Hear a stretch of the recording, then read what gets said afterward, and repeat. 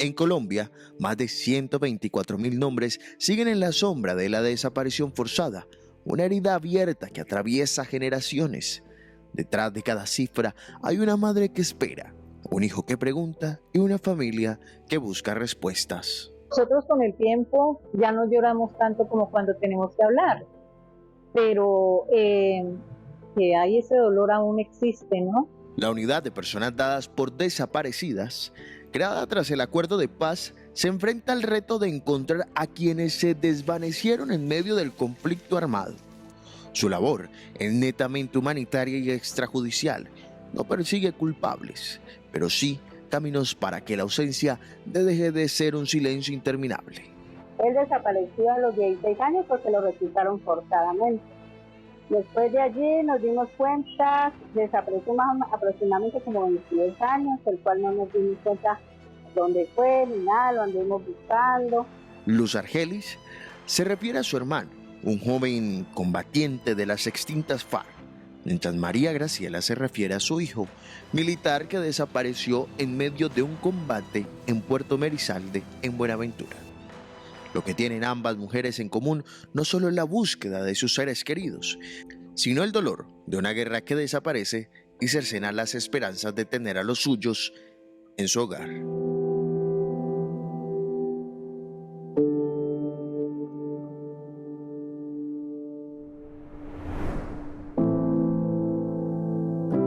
La paz se construye de un perdón de corazón, tiene conciencia, porque si uno no perdona de corazón, pues no está haciendo nada. Y uno, a pesar de todo que haya sido, yo sé que todos cometemos errores, todos, digamos, un día vamos a fallecer, vamos a morir, ¿sabes? Entonces yo digo, no, pues ya, en este caso ya le tocó a mi hermano, ya a otras familias. Sé que es difícil, pero hay que aceptar, porque si uno no comienza desde nuestro corazoncito es el que se va a enfermar. Aunque hoy habla en forma reflexiva, Luz tuvo que abstenerse de buscar a su ser querido por miedo a una persecución. Hay quienes hoy siguen considerando esto como una práctica ilegal. Solamente con las indagaciones que realizamos, era que a él lo habían asesinado en un combate por Corinto. Eso nomás nos daban información a nosotros. Entonces, igual nosotros no poníamos ninguna denuncia porque teníamos temor. El temor era que nos judicializaran y que nosotros fuéramos a la cárcel, como familia. Pero tampoco para los familiares de la fuerza pública han sido fácil este proceso. María Graciela en algún momento sintió desfallecer y lleva 3 años aún buscando a su hijo. Inicialmente lloraba mucho, lloraba y quería morir. Pero después analicé, me paré frente al espejo y dije yo, venga, a tu hijo no le hubiera gustado verte aquí. Y empiezo nuevamente a querer vivir. Ese deseo de querer vivir la llevó a la Corporación de Desarrollo Regional, entidad que la enlazó en el proceso de la búsqueda de su hijo. Ha llorado hasta agotarse, pero sigue con la esperanza de encontrar a su hijo en el estado que sea, porque su vida es digna y espera rendirle tributo para cerrar ese capítulo. Porque si algún día aparece lo que yo quiero que aparezca de mi muchacho, no voy a pensarlo 2 veces en llevarlo allá, porque es donde van a estar nuestros desaparecidos. Si yo lo meto en Jamundí, por ejemplo, que es donde yo pertenezco, va a ser parte de un muerto más. Pero si yo me lo llevo para Palmira, es mi desaparecido, nuestra familiar desaparecida.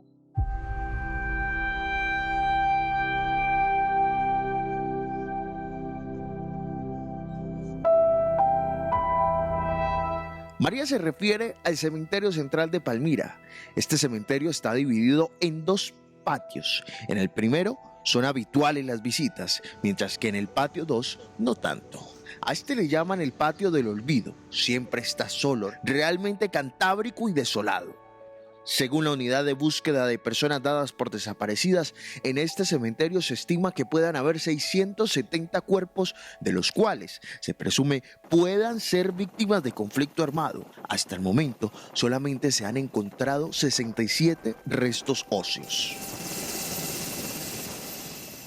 Encontrar estas víctimas no es fácil, más porque las prácticas de las administraciones públicas no han sido lo suficientemente adecuadas a la hora de inhumar los cuerpos para hacer espacio y recibir otros. Desde hace un tiempo, desde el 2014 hacia atrás, esos cuerpos eran inhumados en tierra y eso tiene un problema. Y ahí lo vemos, claro, ahí estaban ellos. Desordenados digamos, en inhumaciones colectivas, ¿no? Una inhumación colectiva implica que los huesos se mezclan, las osamentas o sea que se hace mezclan. más difícil determinar la identidad de esa persona. Y la individualidad de esa persona. En el Valle del Cauca, Palmira se ha convertido en un centro de recepción de muchos de estos cuerpos por su posición estratégica en el conflicto armado al estar detrás de la Cordillera Central, un corredor estratégico que distintos grupos armados se han disputado. Es por esa misma razón que encontrar un cuerpo en este universo no es necesariamente de personas que hayan nacido o criado en Palmira, sino que muchas llegan acá seguramente por haber caído en combates cerca a esta zona. Hay cuerpos que son recuperables y por ahí fue por donde llegó la unidad, ¿no? Familiares que nos decían, yo creo que mi familiar murió en tal fecha, lo buscábamos en el registro de medicina legal, lo encontramos, se reprocesaba la necrodactilia, nos daba esa identidad y luego hemos podido pues ubicar algunos. Esa fue la puerta de entrada. En la unidad de personas dadas por desaparecidas trabajan antropólogos, médicos forenses, fotógrafos, entre otros. Una cantidad de especialistas que tienen como principio la neutralidad entre las víctimas. Que no sepan la identidad de la persona que está bajo tierra no les quita la condición de ser humano. Si les toca levantar la tierra una y otra vez, lo hacen. Además, otro de los principios importantes es encontrar a las personas con vida, aunque la mayoría de las veces aparezcan solo su osamenta. Nosotros nunca nos vamos a cansar de buscar, porque la búsqueda repara, la búsqueda es justicia, la búsqueda es verdad.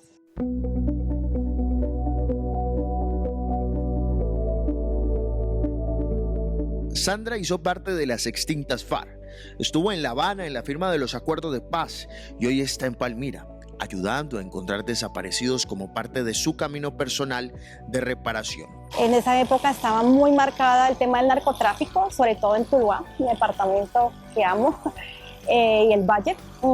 Allá a la salida de los colegios pues estaban los hombres al servicio del narcotráfico, los lavaperros, que usted conoce muy bien esa palabra, y ellos saludos le mandó el patrón, que si quiere salir, que seamos a una finca, y claro, eso a muchas niñas jóvenes les caló, pues era la moda, el tener la moto, el tener la vida fácil, o fácil no, como también esa cooptación a través del dinero de las jovencitas, y pues yo no quería esa vida para mí, y por eso sencillamente me fui a las FARC buscando también una forma también de defenderme como mujer, ¿no?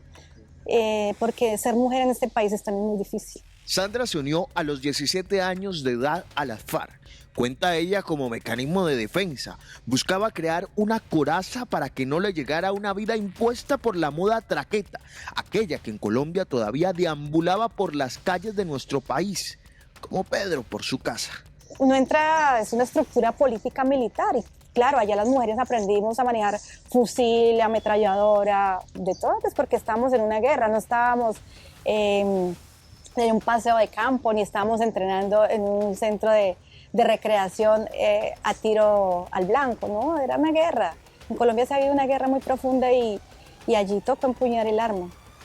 Y te tocó confrontar. Claro, el tema con los paramilitares, tocó pelear con ellos, con la fuerza pública, con el ejército, con batallones de contraguerrilla. Claro, tuvimos episodios del Plan Colombia, todo el Plan Colombia en el año 2000, 2002, 2004. Sandra hace parte de la corporación Reencuentros, estudia sociología y trata de entender el contexto de toda esta violencia en el país. Su trabajo en la corporación Reencuentros es la de documentar los casos de personas desaparecidas. Por eso la importancia de preguntar muchas veces cómo iba vestido, cuál fue la última vez que lo vio, dónde lo vio, tenía amigos cercanos, hacia dónde te dijo que se iba. Siempre uno confía en alguien, ¿no? Y esas preguntas tan repetitivas que a veces a la gente les duele recordar es una gran importancia para poder armar el rompecabezas de esta persona ¿Dónde podría haberse ido? ¿Dónde está?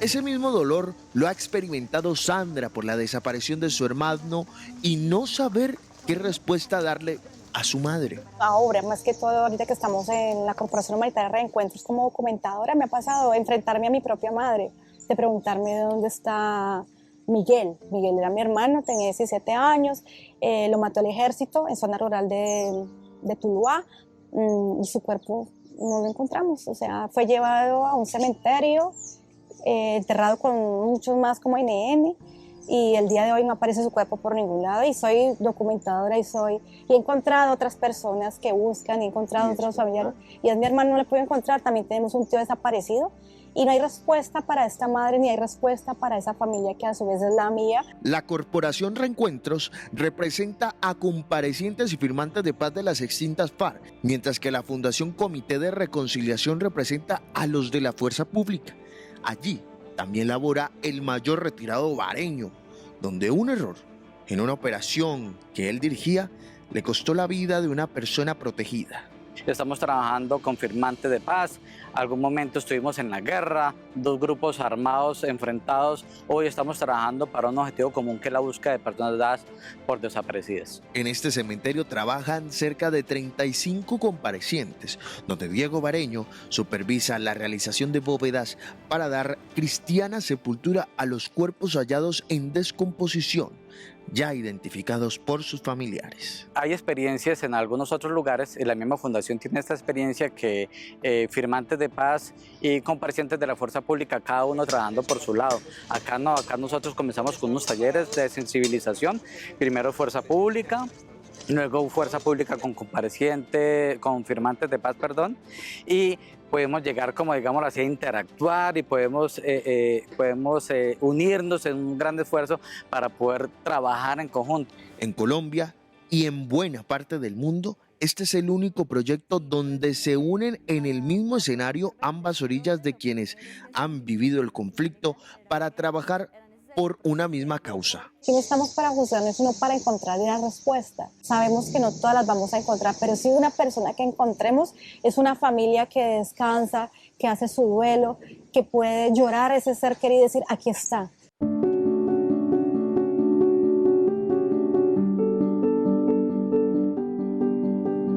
Tristemente, la labor que desempeñan muchos de estos comparecientes y firmantes de paz se ha visto amenazada por grupos con intereses ajenos. Ha habido profanación y saboteo de las tumbas donde adelantan labores de búsqueda. Sin embargo, siguen tejiendo lazos y manteniéndoles más fuertes. Tienen un muro que representa la unión entre familiares, víctimas, comparecientes y firmantes, y esperan que este modelo se replique en el resto del país para que quienes atraviesan por situaciones como estas puedan cerrar esos ciclos de dolor y asumir un duelo completo.